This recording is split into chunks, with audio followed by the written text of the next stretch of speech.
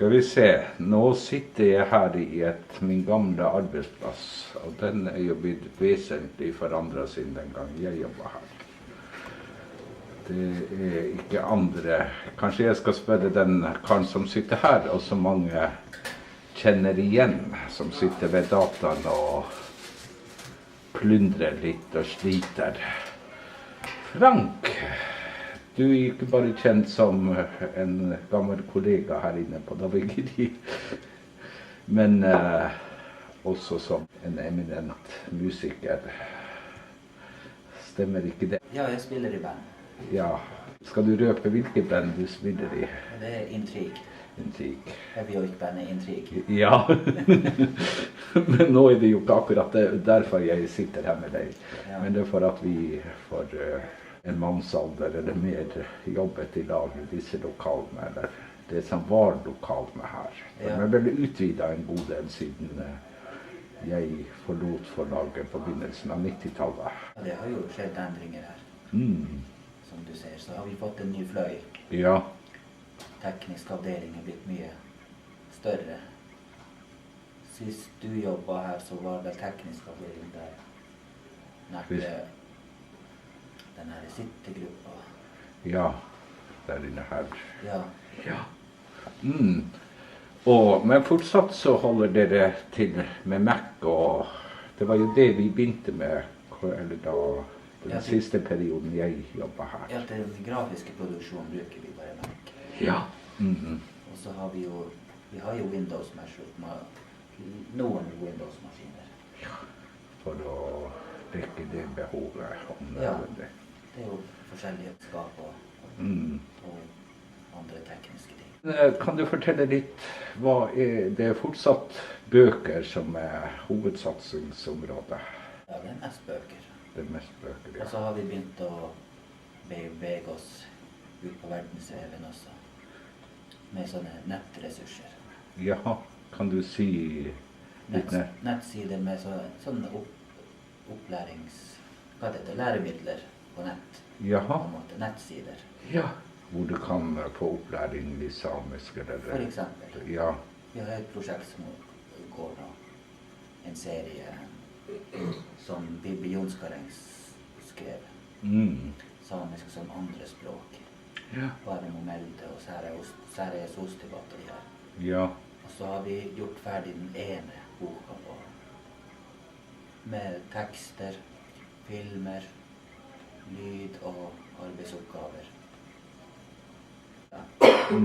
Det noe som åpen for alle, eller det noe man må melde seg på, eller for skolen spesielt? Nei, det trenger man ikke. Man går bare inn på Davigeri sine sider. Og da kan man komme... Og så finner man under e-gilgit. Ja, og da det mulighet å følge opplegget der. Ja. Men det koster kanskje noe, eller sånn? Nei, det skal gå, alle kan logge inn der. Ja vel, så da kan man sitte på nettet og lære seg samisk, eller prøve i hvert fall, kanskje lære litt. Og det spesielt for de som liksom har norsk, men har samisk som andrespråk, eller vil... Ja, jeg synes jeg husker det var sånn, ja. Det noe annet som dere, når det gjelder internett og sånt, og det ting på gang utover det, eller? Ja, vi skal jo lage flere nettlæremidler. Så nå kan man sitte hjemme i sin egen stue og studere. Ja. Det liksom fremtiden. Og så gir vi ut lydbøker og interaktive bøker også, på CD for eksempel. Så da kan det hende at den her nye til Mac, den kan bli veldig aktuell for mange. Ja, eller den nye tingen, den her iPad, den har jo solgt voldsomt i USA i hvert fall. Ikke enda kommet til landet. Vet ikke, Frode, iPaden til Norge. Nei, ikke kommet. Du kan kjøpe den, eller importere sånn parallellimport fra staten her. Men den ikke offisielt lansert her. Og på en måte så sitter jo Davigeri og forlaget liksom mot den moderne teknologien og utnytter det som mulig i hvert fall så langt. Det må vi gjøre. Så da det et hakk foran. Ja, vi har jo en del kompetanse her, sånn at vi kan utvikle våre egne saker. Hvordan det? Jeg husker jo den gangen jeg jobbet i hvert fall, så var det jo det her med samiske bokstaver som man slet veldig mye og prøvde å få det til å fungere på på internett. Ja, og på data. Ja, den utviklingen har jo gått, da Unicode kom, Ja, så var jo det problemet løst. ja vel, ja. Og da trengte man ikke de her løsningene fra de forskjellige, hva det var, Andersen og Johansen. Ja, Det blir massevis av løsninger, 20-30 sånne her samiske løsninger, ja. for å kunne skrive samisk. Ja, men også man kan jo legge til både på meg og sånt. Da kan du velge samisk skriftspråk, og da har du de bokstavene og alt Ja. som du trenger. Det følger med operativsystemet. Ja. Du bare slår det på. Ja. Men sånn her et område jeg ser i dag er det så lett liksom, hvis du ikke er god i engelsk, eller det er spansk, eller det er fransk, eller det er portugisisk, eller det er kinesisk faktisk også, så kan du drive med oversetting. For Google har jo en del tilbud. Og ja, Google Translate. Ja. Ja, Hvordan er det med samisk? det finnes ikke. Det er Jeg tror ikke, jeg har ikke sjekket i dag. Det kan jo ha kommet. Ja. Det vet man jo ikke. Men de har jo finsk der også. Ja. Men det hadde jo vært også at kanskje det samiske hadde også kommet på. Men det er vel også litt at det er et lite språk egentlig, som på verdensbasis. Ja. Jeg vet ikke hvordan de gjør det når de velger språk Nei. og sånn her. Nei, for jeg merker jo med meg selv at det er til god hjelp å ha kontakt ut med hverandre. For det blir jo ikke 100% bra, men det blir jo sånn at man gjør hverandre forstått. Men kan man, sånn som jeg gjør hvis jeg skal skrive noe, ta kontakt med trykkerier og sånn her i utlandet, eller folk i utlandet, Ja. så bruker jeg bruker faktisk Google Translate. Ja. Skriver på norsk og oversetter det til engelsk, tar jeg inn teksten, og så retter jeg det opp. For da, Ja. da er liksom, Halve jobben gjort. da er Altså. alle jobben gjort. Ja. Retter jeg bare opp de her merkverdighetene. Ja. For den Så blir- kommer opp sånne merkelige uttrykk og ord. Ja. sånn her.